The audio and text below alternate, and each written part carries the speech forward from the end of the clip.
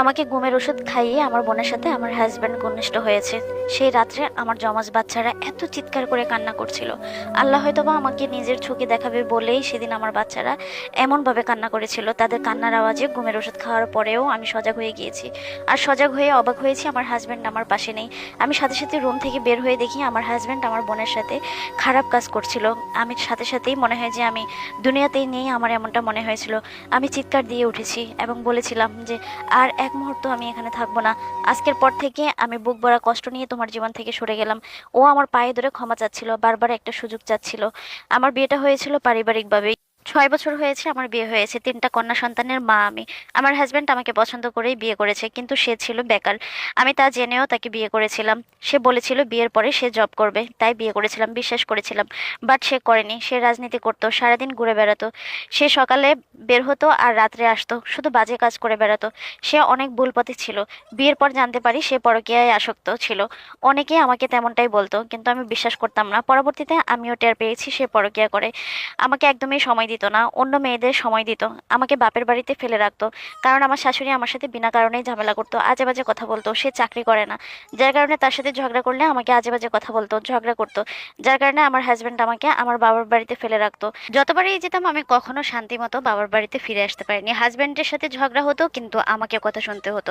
আমার হাজব্যান্ড এতটাও খারাপ ছিল না যে আমাকে ভালোবাসতো না, আমাকে কিন্তু ঠিকই সে ভালোবাসতো। হাজব্যান্ড আমাকে এতটাও কষ্ট দিত না যে আমি একেবারেই সহ্য করতে পারবো না। আমার স্বামী আমাকে অনেক ভালোবাসতো, আবার পরকীয়াও চালিয়ে যেত। তাকে অনেক বোঝানোর চেষ্টা করেছি, কিন্তু ফেরাতে পারিনি। আমাকে বারবার সে ধোঁকা দিয়েছে। আমি আমার হাজব্যান্ডকে খুব ভালোবাসি, যে তাকে আমি অনেকবার সুযোগ দিয়েছি, সেই জন্যে বারবার ঠকিয়েছে, বারবার সুযোগ দিয়েছি।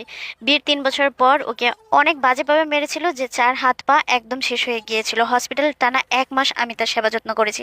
পরিবারের তার একটা মানুষও তাকে দেখতে আসেনি, এমনকি একটা রাতও তার কাছে থাকেনি। তখন আমার ছোট্ট বাচ্চাটাকে নিয়ে আমি আমার হাজব্যান্ডের সেবা যত্ন করে তাকে সুস্থ করেছিলাম। 1 মাস আমি হসপিটালে থেকে অসুস্থ হয়ে গিয়েছিলাম। হসপিটালে 1 মাস যাবার পর সে কিছুটা পরিবর্তন হয়েছে। তখন থেকে আমাকে একটু সময় বেশি বাড়িয়ে দেওয়া শুরু করেছে। ঘন ঘন ফোন করতো এবং সে অনুতপ্ত হতো। ভেবেছিলাম হয়তোবা ভালো হয়ে গিয়েছে, কিন্তু আসলে খারাপ মানুষ কি কখনো ভালো হয়? হঠাৎ করে আবার বুঝতে পেরেছিলাম যে আমি প্রেগনেন্ট হয়েছি, এবার আমার জমজ বাচ্চা হবে। আমার হাজব্যান্ড কিন্তু এরকম ছিল, কোথায় কি করছে, কোন মেয়ের সাথে সে খারাপ কাজ করছে, সবকিছু আমার কাছে স্বীকার করতো এবং আমার কাছে সবকিছু বলতো। এবারও ভালো হয়ে গিয়েছে, এমনটাই আমাকে বলতো। আর আমিও বোকার মতো বিশ্বাস করতাম, কিন্তু ও ভালো হয়নি। ও আমার কাছে স্বীকার করতো, কিন্তু পিছন দিয়ে গিয়ে আবার পরকীয়া করতো, অন্যান্য মেয়েদের সাথে সময় কাটাতো। একদিন হঠাৎ করেই সে হাসতে হাসতে আমাকে বলে, যাও, তোমাকে কথা দিলাম আজকের পর থেকে আমি আর বাহিরে প্রেম করব না, এখন থেকে ঘরে প্রেম করব। আমি অবাক হয়েছি, বলেছিলাম মানেটা কি? বলে যে তোমার বোনের সাথে এখন থেকে আমি প্রেম করব, বাহিরে আর কোনো মেয়ের সাথে খারাপ কাজ করব না, তোমার বোনের সাথে করব। আমি ভেবেছিলাম ইয়ারকিরি করে বলছে। তারপরে আমি কষ্ট পেয়েছিলাম। আমি বলেছিলাম, তুমি কি বোকা নাকি? তুমি কি সব কথা বলো? ও আমার ছোট বোন, তোমার বোনের মতো, তুমি এসব কি বলছো? সে আমার বোনটা কেউ ছাড়লো না। আমার বোনের বয়স সবে মাত্র 13 বছর ছিল। আমার জমজ বাচ্চা হওয়ার 2 মাস পর সে হঠাৎ করে আমাকে ফোন করে খুব ইমার্জেন্সি তার বাড়িতে ডাকে, যে জরুরি কাজে তার বাড়িতে যেতে হবে। আমি বিশ্বাস করে চলে গিয়েছিলাম তার বাড়িতে। বলেছিল আমাকে যেন আমার বোনটাকে সাথে নিয়ে যাই, কিন্তু আমার মা বাবা রাজি হয়নি, আমার মা বাবা তাকে দিতে চায়নি। আমি একা চলে গিয়েছি আমার 3টা বাচ্চাকে নিয়ে। পরের দিন আমি ফোন করেছিলাম যে আমি একা আমার 3টা বাচ্চাকে সামলাতে পারছিলাম না, যার কারণে মা বাবা আমার একটু হেল্প হওয়ার জন্য আমার বোনটাকে পরের দিন পাঠিয়ে দিল আমার শ্বশুর বাড়িতে।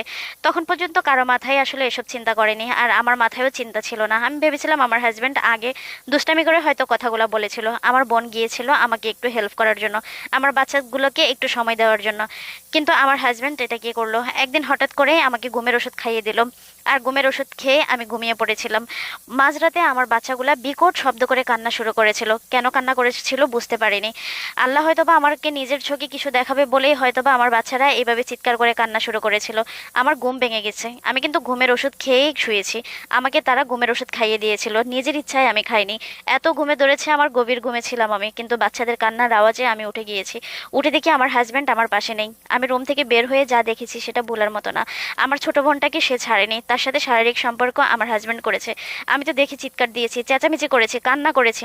আমার হাজব্যান্ড এসে আমার হাতে পায়ে ধরে ক্ষমা চাচ্ছে, আমাকে ক্ষমা করে দাও, আর কখনো আমি এরকম পাপ কাজ করবো না, ভুল কাজ করবো না, এই শেষ সুযোগ আমাকে দাও। কিন্তু আমি তাকে বলেছিলাম, আজকে এখন এই মুহূর্তে বুক ভরা কষ্ট নিয়ে আমি তোমার জীবন থেকে চলে যাব, আর কোনো দিন ফিরে আসবো না। এমনটা বলার সাথে সাথে আমার হাজব্যান্ড আমার বোনের হাত ধরে ঘর থেকে বের হয়ে চলে গিয়েছিল। আমার বোনটা 13 বছরের হলে কি হবে, আমার বোনটা নিজের ইচ্ছাকৃতভাবেই তার সাথে সম্পর্কে জড়িয়েছে, না হয়তো আমার বোনকে জোর করার কোনো কিছু ছিল না। আমার বোন ছোট হলেও সে খুব পাকাপোক্ত ছিল। সে সব কিছু প্ল্যান মাফিকই করেছে আমার হাজবেন্ডের সাথে।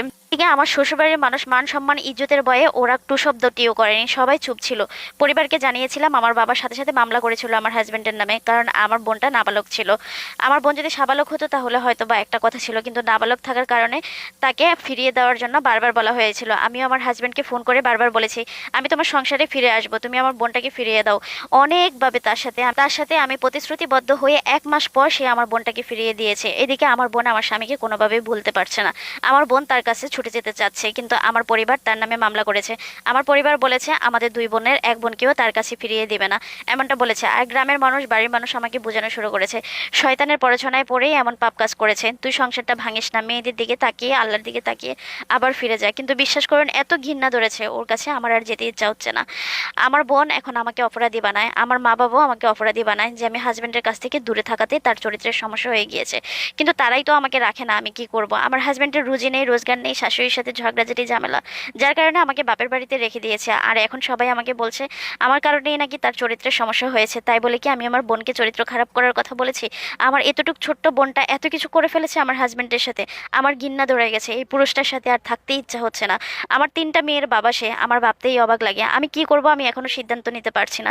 তবে আশেপাশে সকলে আমাকে প্রচুর বোঝাচ্ছে যে আমি যেন সংসারটা করি, আমি যেন ফিরে যাই। আমাকে একটু পরামর্শ দিবেন। আমি আসলে কি করব আমি বুঝে উঠতে পারছি না। ওর প্রতি আমার ঘৃণা, ওর প্রতি আমার এত অরুচি হয়েছে যে ওর চেহারার দিকেও তাকাতে আমার ইচ্ছা হয় না। কিন্তু এটাও ভাবি, ওর কাছ থেকে চলে আসলে আমার 3টা বাচ্চা একসাথে এতিম হবে। যদি একটা বাচ্চা হতো তাও কথা ছিল, আমি কোনোভাবে জীবন কাটিয়ে দিতাম, কিন্তু 3টা বাচ্চা